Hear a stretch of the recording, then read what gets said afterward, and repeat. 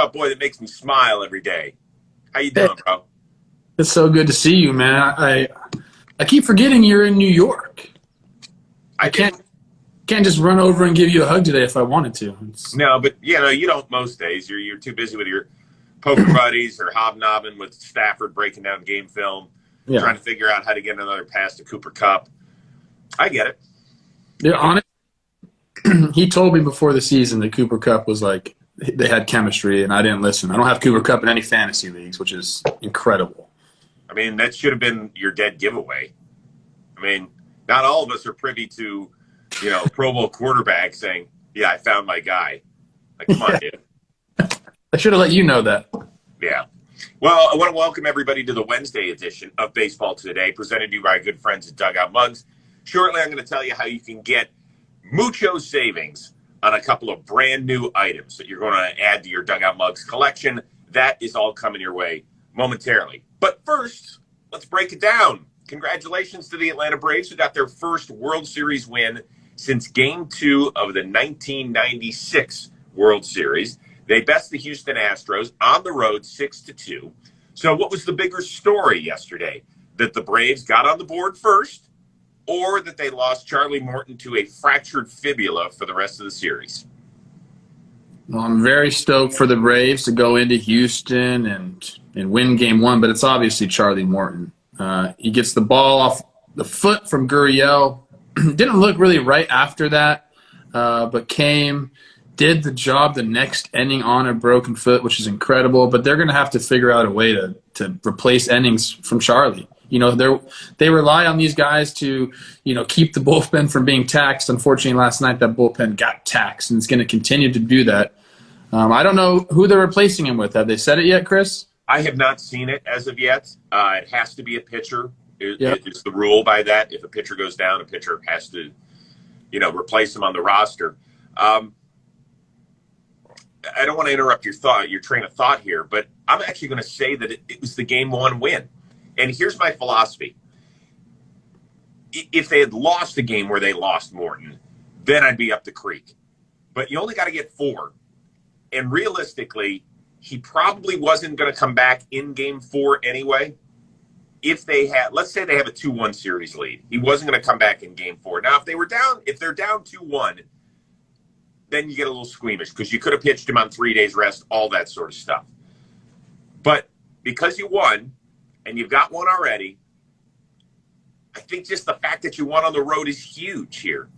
And they had a bullpen game against the Dodgers, and they won that one. So what makes you think they can't do it against the Astros? I agree with you. And Jimmy made that point to us last night about like, hey, they won the Charlie game, so they have to be stoked on that. I just think it's almost a mentality, and maybe they'll rally around it. Like, hey, we've been going through this all year. Like, that's next guy up, step up. That's a mentality that a lot of winning teams have. So maybe they do that, but I just think that with who they had to use last night as well, like they used their guys last night: Minter, Jackson, Matzik, and Will Smith. I'm just hoping it doesn't come back to bite them later on in the series. It could, but you have to win for today. You just have to, and that's it. I mean, they had to get 20 of the 27 outs at bullpen. Minter was just fantastic. And by the way, I was shocked at how fast he was ready. He must have been throwing. Yeah, he was. Yeah, he was, because I don't think they ever showed a shot of him warming up, did they? No, they said they knew because they took him down for X-rays in between innings. So right, they did. Yeah. Yeah, no, I get it. I feel terribly for Charlie Morton. I really do. I mean, I know he's won one and he's pitched in another one, but still.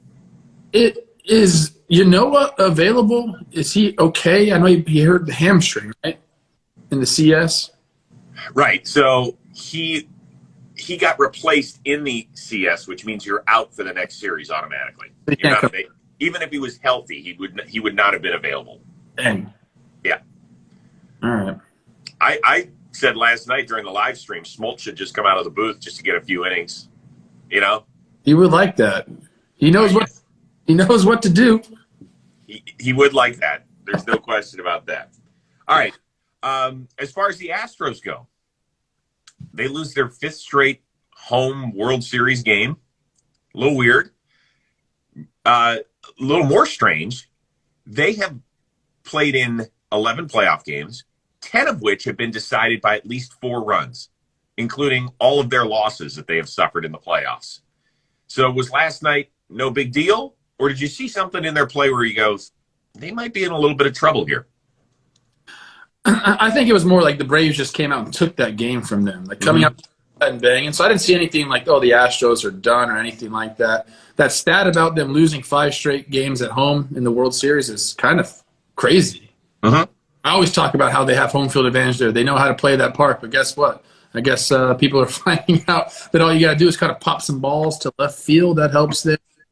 I wouldn't be alarmed if I was their fan base. I mean, these guys know exactly, how to bounce back. We saw it against the Red Sox in the CS. They had a couple of bad games and just came back and did the damn thing. So it is interesting about all those 4-run or more games that they've been playing. I guess it's been a not very stressful postseason for fans, so the fans are ready to go for some stressful games. Maybe we'll get some stressful games for the fans and really put you guys to the test.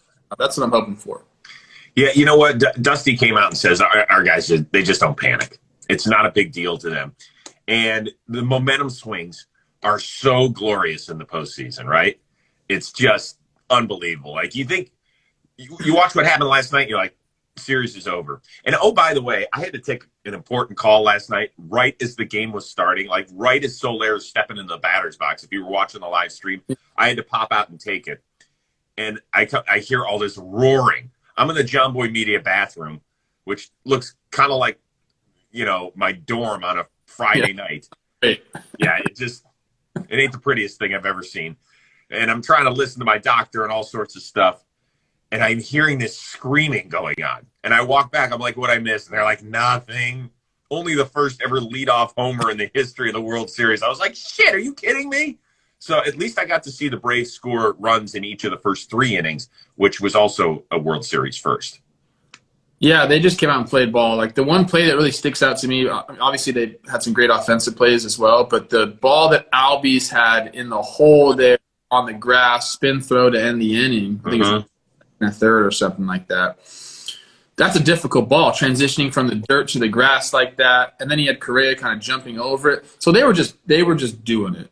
They went out and took that game, like Dusty said. There was nothing wrong with the Astros. The Braves just came out and won. Yeah. Now, I will say this. They got to get on the board early tonight against Max Fried somehow. And we'll talk about Fried in just a second. But I was just going over in my head, and I didn't have time to look this up. The last team to fall behind 0-2 to win a World Series, just through my thought process, I think it's the 96 Yankees. Okay. So, I mean, we're talking about 20. Now, granted, it was against the Atlanta Braves, and so all the fans are going to be like, well, look, it happened against the Braves. That has nothing to do with the modern-day Atlanta Braves, many of whom weren't even born back then, or were toddlers, or were in diapers, or whatever. But, man, tonight is a huge one, and we'll get to that matchup momentarily. What? It's huge. This game tonight is huge. Oh, yeah. I love it. I love it because I feel like the series really starts tonight. Like, you have Urquidy, who's only pitched once in the last 3.5 weeks on the mound. Let me get to that. But first, I want to tell you a little bit about Dugout Mugs. All right, they have some brand new products. You can play with your knob shot for just a second. Don't take away from the thunder I'm about to show. We got brand new metal mugs. Look at these. I love these, okay? And by the way, the little saying on it, swig for the fences, very, very well done. Here's the thing I love about this stuff. Whether you could put coffee in this, you're good to go. If your coffee sits around for a while, Jimmy was telling me this, he likes to do it. If your coffee, takes it down to a certain temperature and you're like, oh, I'd like to turn it into a cold, you put ice in here and all of a sudden you're back in business. All right. It also keeps whatever you want, super cold, hot, you're good to go. Plus, they've got the brand new inked, not engraved, but inked out dugout mugs made from the same old wood bats. So that is good stuff. Not only is it a great new product, we're talking about big-time savings, okay? Go to dugoutmugs.com. The metal cups that look like this again, 35% off. 35. The inked ones are 43% off. Go to dugoutmugs.com. You use the code word JOMBOY. You don't need any other code word because it automatically cashes in. But that's only for the next 100 people that do this. Only for 100 people that do it. So if you don't do it now, the savings ain't going to happen. 35%, 43%. Let's go, people. We want to save you big time dough. Get your orders in now for the holiday season. We're approaching November. You know what's coming up after that. Right after Thanksgiving, we got Hanukkah. Then we got Christmas on December 25th. Go do your thing. Dugoutmugs.com. JOMBOY. 35% off this. 43% off this for the next 100 people. What excellent Hanukkah gift. Yeah, well, since I'm Jewish, I expect 8 gifts from you on 8 nights. Thank you. I'll be there. Hey, invite me to your dinners and parties and stuff. I'm there. Good. I love Hanukkah. Who doesn't? I don't know. Who doesn't? I'll have you do the prayers over the candles. It'll be nice. We'll bust out the menorah. Okay. As Adam Sandler once said, instead of one day of Christmas, we have 8 crazy nights.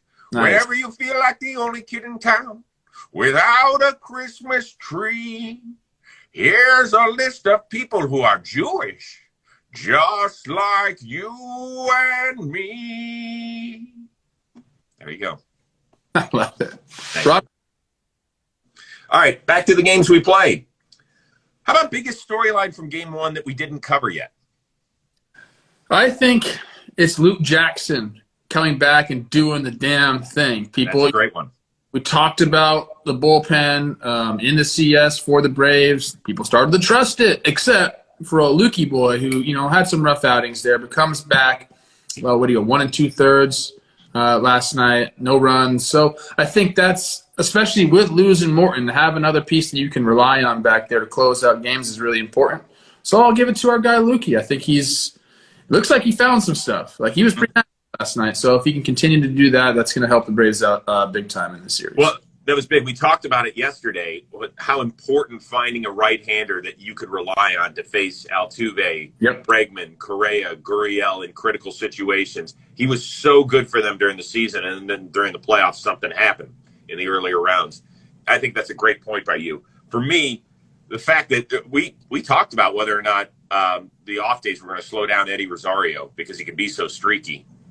That didn't happen. A couple more knocks, and what a tremendous throw on Gurriel. What a wonderful play off the wall and a dart.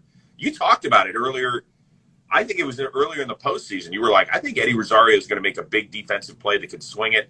Now, yes, they had a 4-run lead at that point, but still, Astros get a little bit of a rally, a little bit of momentum going, and he just doused that flame. Yeah, no, he's great. And, it's funny, there are guys that can play balls off the wall. He's one of them. He gets the ball. He doesn't just catch it. He catches it in a motion that's prepared to throw.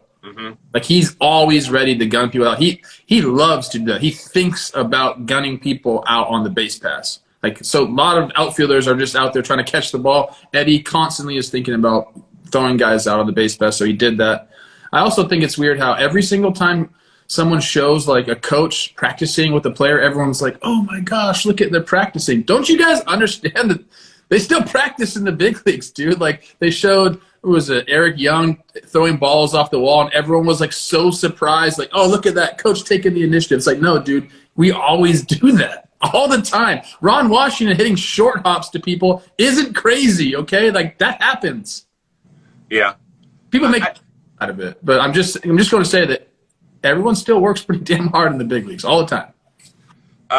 By the way, was that one of the worst slides you've ever seen with Gurriel? I've been there, Chris. It's not funny. That hurts, actually. Dude, chest first? Are you kidding me? Right in the old – check the sternum today. Is that thing still in place? My God. My boy Millar had one when he was with the Marlins in Philadelphia, and I think Pat Burrell got him on a ricochet off the wall. And we used to show it all the time. It was, it made Gurriel's look like a clean pop-up slide. It was so bad. Just his chest goes in. Hopefully our guys will find it. And feet go over, almost over his head on the back side. It looked like a gymnast that was about to break in two. It was brutal. So that's pretty. Right, that happens, though. Sometimes you chest a little too forward there before you. That your legs do come up over you. I'm surprised it doesn't happen more often, to be honest with you. All right, let's get to the Game 2 pitching matchup. We mentioned it's Urquidy going against Max Fried. Now, Fried actually got dinged around a little bit in Game 5 out in Los Angeles. What is your confidence level that he'll get back to the Max Fried that we saw the last 2.5 months of the regular season and the early part of the playoffs? I'm pretty confident in it. There were some mechanical things that some people pointed out. I'm sure his pitching coaches went over. He was kind of rushing his body a little bit, so his arm was dragging behind in that start. Then we have Giolito, who we talked about, saying that he was maybe doing some stuff with his glove and needed to clean that up as far as, giving a tell to, the other team. So hopefully he cleaned the glove up. Hopefully he cleaned that mechanical issue up. And then if he did that, I think he should be good to go. But you're not going to hold these Astros bats down for too long. So, you got to be careful. They don't chase pitches. Max has to be, precise with his location tonight if he wants to go out there and get deep into the ballgame. So his last start was the first time, I think, since the beginning of August that he hadn't gone at least 6 innings. I expect him to give him 6 innings tonight. I really do, even against that lineup. Now, Urquidy has never faced anybody in the Braves lineup. The only people that Max Fried has seen is Marwin Gonzalez, who might be around a pinch hit at best, and Zach Greinke, who, if he's pinch hitting tonight, then the Astros are in real trouble, even though he can really hit for a pitcher. How much of an advantage is it when a pitcher has never faced, an entire lineup? How tough is it when you're a batter and you've never seen a guy before? I think it just depends on who's on the mound. But, yeah, you want to have some sort of knowledge on, what his pitches look like. What's the shape of the pitches? Where does it have to, exit out of the hand for it to be a strike? So there's all those things. So I don't know if we're going to see the Astros come out and be aggressive. Maybe they take a look at Max. But maybe they come out and say, we're not going to get behind the count. I think that's probably the first one. I think they're going to take some pitches, make Max work early on, because they know that if they continue to get into that pen early on in that series, it's going to pay dividends in the later games. So to answer your question, it just, like I said, just depends who the pitcher is. I don't think they're worried about seeing Max for the first time. Does this stat do anything for you? Max Fried has made 10 interleague starts in his career. He is 9-0 with a 1.56 ERA and has allowed just 1 home run in something like 60-ish innings. Does that do anything for you, or because it hasn't come against the Astros, it doesn't matter? That does a lot for me. That's 6 to midnight type stuff right there, those numbers you're just talking about. So go ahead, Max. Do your damn thing. Okay. Pretty good. Hell yes. And by the way, the only home run he's given up in interleague play, the guy doesn't play in the other league anymore. It's Francisco Lindor, who hit it off him when he was in Cleveland. Now he's in the same division against him. So, I don't know. Somebody brought that to my attention. I figured I'd bring it to your attention. You liked it? I did really well in interleague, too. I'm curious why that is. Huh. I should have been in the NL. I almost want to dig up your interleague numbers. Maybe I will during your next answer. All right, last night, hopefully some of you tuned into the viewing party. We had a blast. It was a great time. I enjoyed hanging out and, watching baseball in the World Series with my boys. Also called a couple of guys from the Rose rotation, called Miguel Rojas, called Tyler Glass. Now, I gave those guys a heads up. I texted with them right before. I did not text Stephen Brault, and I just kind of cold called him, and he did not pick up the phone. Was I wrong to not text him prior to calling him, even though I had done it, I think I did it the day before. Hey, I might call you at some point during one of these games. I even did it, I think, earlier in the day. You did text him earlier in the day? Because let me tell you something. Your generation up here, you guys love phone calls. You love voicemail. You love answering machine, all those things. Yeah. Right here, we're texters. We don't like phone calls unless it's paramount that we really are able to express ourselves. Like, texting is where we're at. Then you go down here, and then texting's out, calls are out, and it's like snaps. Okay, except that stuff doesn't work on a viewing party. The whole goal is so that our listeners and our viewers can hear you talk about what's going on in the game. So he knew. I said, hey, I might reach out at some point during the World Series and call you so that you can be part of our viewing party. So. Yes, so you did alert him. That's good. Like, my generation wants to be texted before they're called. Like, hey, I'm going to call you, and then they get called. Got so it. Keep that in the back of your mind. So should I reach out tonight to Giolito and maybe Trevor May and try and get some thoughts? We even bamboozled Mrs. Rose on a call last night. Michelle? We sure did. Love that. I would, call, text those guys and then call them. That's okay. Order. Text, call. Yeah. Okay. Good. Yeah, I think I'll hit up Brault again and see if he'll answer the phone. Last night, go watch the Glasnow stuff. His phone went wild on us, and it turned into like one of those robo-sounding things. He's like, "I will have so much fun." Very funny. We put it out on the feed on JOMBOY Media Twitter. It's good stuff.